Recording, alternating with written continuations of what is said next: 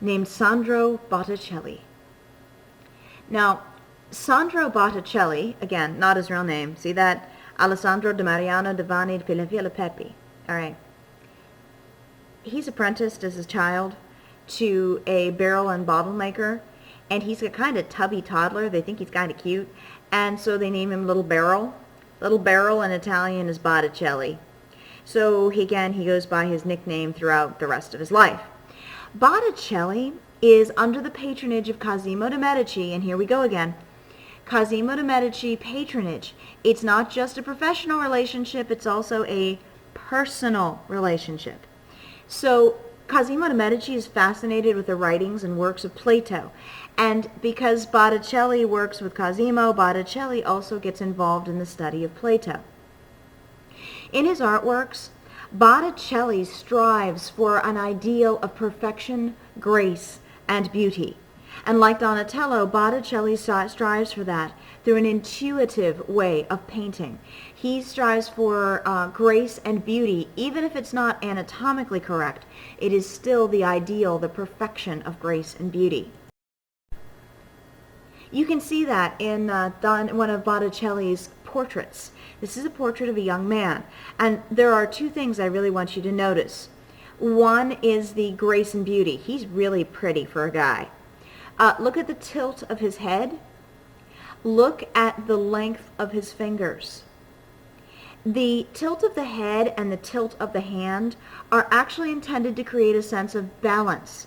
By being tilted into a curve shape, they create a balance between the two sides of the painting, and Botticelli feels he's created something harmonious and pleasant to look at.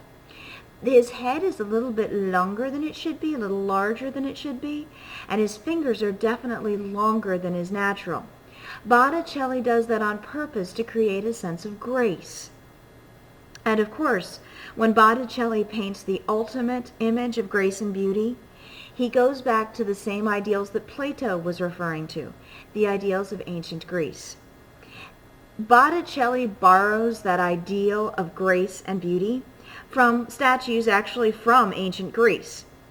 He looks at statues in a particular pose.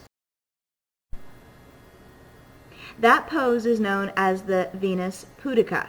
The Aphrodite of Cnidos is on the left, the Pudica Massimo on the right there. Both of these Venus are called the modest Venus. That's what Venus Pudica roughly translates to, because in both of them Venus is posed that she's trying to preserve her modesty. Her hands are hiding her genitals and so on. Somebody asked me earlier, well, is there an immodest Venus? Oh yeah, there is. These ones are modest because they're trying to cover themselves. Now, when Botticelli sets out to portray Venus, he copies the pose from these early statues, these Greek statues, and incorporates it into his work of art. The result is one of Botticelli's most famous works, The Birth of Venus. Now, The Birth of Venus depicts the origin of the goddess Venus. In traditional Greek legends, Venus has a really weird origin story. It's not my fault, it's the Greeks.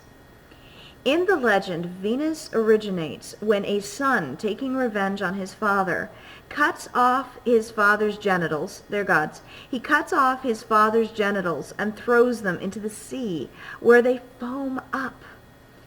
Who knew testicles foamed?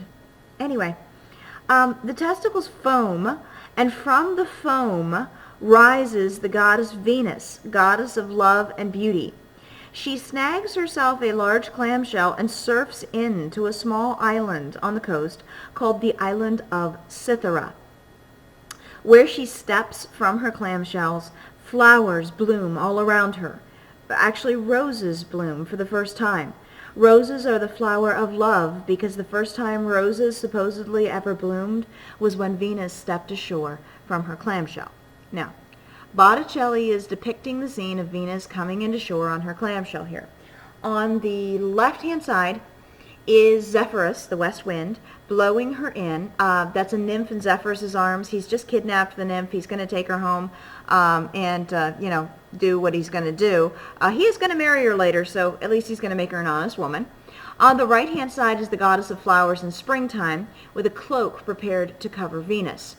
The background is simplified in order to put the focus on the figures in the foreground. However, even though it's simplified, Botticelli still pays attention to patterning and perspective. If you look at the shape and regular patterning of the waves, there is definitely a change in size and in detail as the waves get closer and closer to the main figures. The figure of Venus in the center is posed like that modest Venus, but more interestingly, if you look at that figure of Venus, you're going to see a definite curve.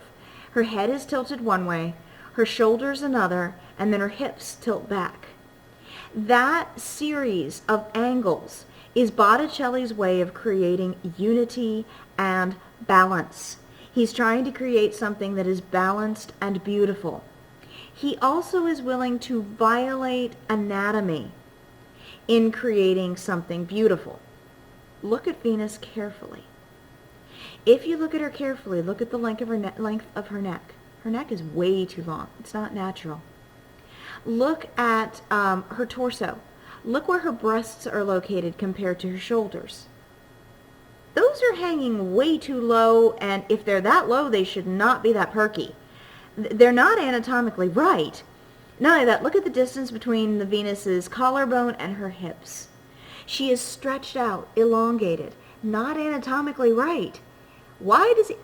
Because it feels right, because it is graceful. And Botticelli is going for the ultimate in grace and beauty. If you look at a close-up of Venus's face, you're going to find that ideal of beauty.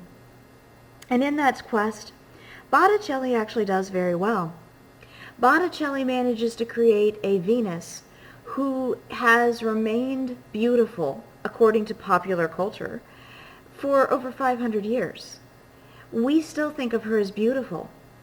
And that's not always true of historical images of men and women. Botticelli reaches for that ideal proposed by Plato, that ideal that transcends time and culture. He does it again in another one of his paintings called La Primavera, or Springtime. La Primavera is a portrayal of the goddess of springtime. It is a scene set in a mystic forest. You've got nymphs. You've got the west wind over on the left-hand side stealing that nymph he was cuddling in the last painting. You have the goddess of flowers spreading flowers across the forest floor, and you have the goddess of springtime, La Primavera, in the center at the back. But we're going for a Platonic ideal here. The ideal of springtime, new birth, new life, beauty. For Botticelli, if something is an ideal, it's an ideal. It doesn't matter what culture, what time period. So Botticelli does something really interesting and slightly blasphemous. If you look at La Primavera in the background, you're going to see she is goddess of springtime, but she's a pregnant goddess of springtime. Again, unrealistic, elongated. Botticelli's going for grace, not realism. Look how low she's carrying the baby. He's elongated her in order to make her look more graceful. Look at her hand. She is making an odd movement with her hand, and that movement is called the hand of blessing. It's a traditional Catholic ritual symbol, part of the Christian church. If you look at the shape of the opening in the trees behind La Primavera, you'll see it's arched. It's a halo behind her head. That's not only the Greek goddess of springtime, that's the Virgin Mary. Now, some people are like, whoa, no, wait a minute. You're crossing the Greek goddess and the Virgin Mary? Yeah, he is. Mostly because for Botticelli, an ideal is an ideal. It doesn't matter what culture. He's going Platonic. Birth and new life. Is birth and new life, no matter whether it's Mary or La Primavera, it's the same ideal. And Botticelli glorifies that ideal. Now, Botticelli does work for the Medici family.